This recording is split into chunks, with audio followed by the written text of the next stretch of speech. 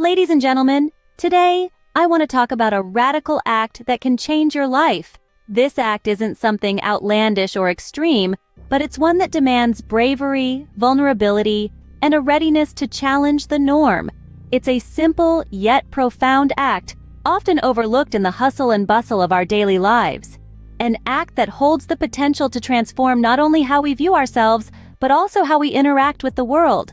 That act is self-love. We live in a world that constantly tells us we're not enough.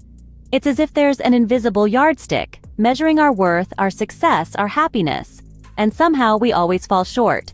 We're too this, not enough that. We're constantly bombarded by images and messages telling us we need to be more, do more, have more. It's a never-ending cycle, this pursuit of enoughness, and it's exhausting.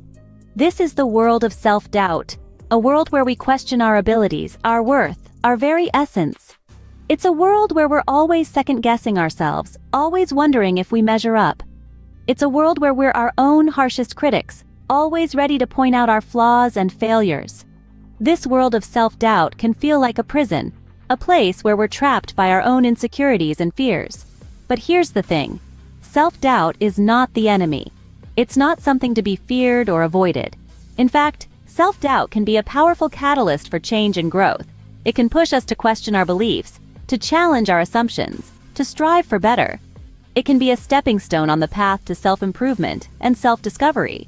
However, when self-doubt becomes chronic, when it seeps into every aspect of our lives, when it paralyzes us with fear and uncertainty, that's when it becomes a problem. That's when it stops being a catalyst and starts being a roadblock. That's when it stops pushing us forward and starts holding us back. And the root of this problem, a lack of self-love, when we don't love ourselves, when we don't value ourselves, when we don't believe in ourselves, that's when self-doubt takes hold. That's when it becomes a relentless voice in our heads telling us we're not enough. That's when it becomes a self-fulfilling prophecy, a cycle of self-doubt and self-sabotage that keeps us stuck in place. But what if I told you that self-doubt is not the problem? It's a symptom of a deeper issue, our lack of self-love. Self-love is not selfish, it's essential. With these words, we embark on a journey into the heart of self-love, a radical act that can transform your life. So, what is self-love? It's a deep and abiding respect for oneself. It's an acceptance of who we are, flaws and all. It's a celebration of our uniqueness, our worth, and our value.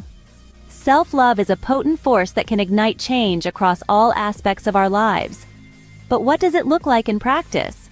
Well, when we love ourselves, we become more compassionate. We replace judgment with understanding, criticism with kindness. We learn to extend the same grace to ourselves that we offer to others. This compassion, born of self-love, can fundamentally alter how we navigate the world. Resilience, too, is a byproduct of self-love. Life, as we all know, is full of challenges and setbacks. But when we love ourselves, we become better equipped to weather these storms. We learn to see failures as opportunities for growth, not as reflections of our worth. We learn to pick ourselves up after a fall, dust ourselves off, and keep moving forward, stronger and wiser than before. And then, there's the matter of self-worth. In a world that often measures worth by external standards, success, wealth, beauty, popularity, self-love invites us to reject these superficial markers. It urges us to look within, to recognize our inherent worth simply because we exist. Not for what we do or what we have or how we look, but for who we are. Self-love, in essence, is a journey of self-discovery. It's about peeling back the layers of societal conditioning and self-doubt to reveal the core of who we are. It's about learning to cherish that core, to nurture it, to let it shine.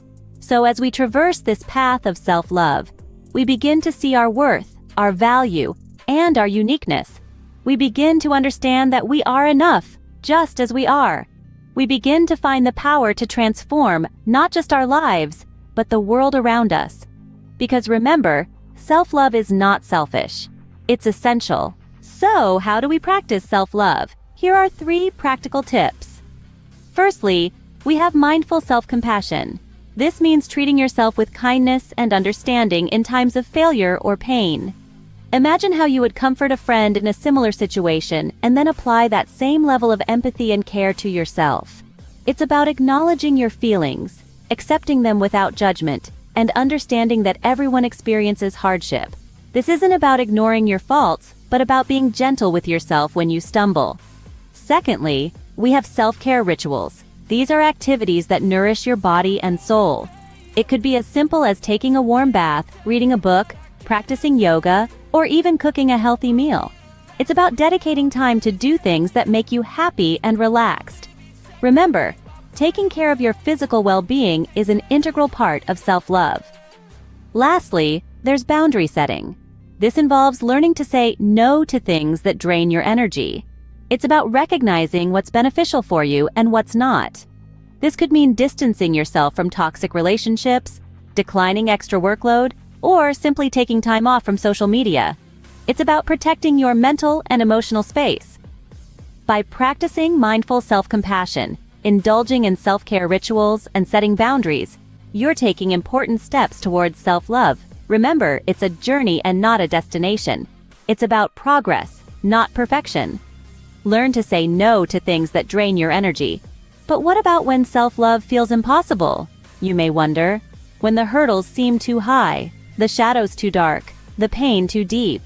How do you practice self-love amidst the storm of trauma, anxiety, or depression? It's challenging, no doubt.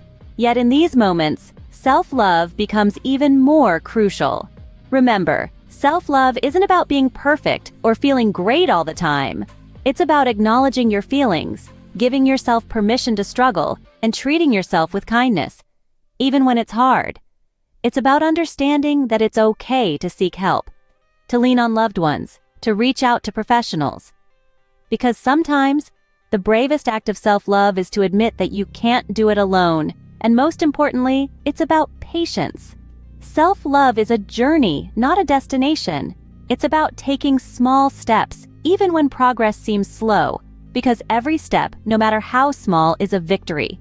Remember, self-love is not a destination, it's a journey. Start small, be patient, and seek support. Self-love is a radical act that can transform your life. It's the key that unlocks the chains of self-doubt and frees you to embrace your true worth. It's not about perfection, it's about acceptance. It's about acknowledging your flaws, but also your strengths. It's about recognizing your struggles, but also your victories. It's about seeing yourself, truly seeing yourself, and knowing that you are worthy of love and kindness. Just as you are, in this moment, you are enough. Thank you for watching. If you found value in this message, consider the impact it could have on someone else's life. Don't keep it to yourself. Share this video with your friends, your family, anyone who might be wrestling with self-doubt. It's time for all of us to break free, to embrace self-love, to realize our true worth. Together we can create a ripple effect of self-love and kindness. Let's spread self-love and kindness together.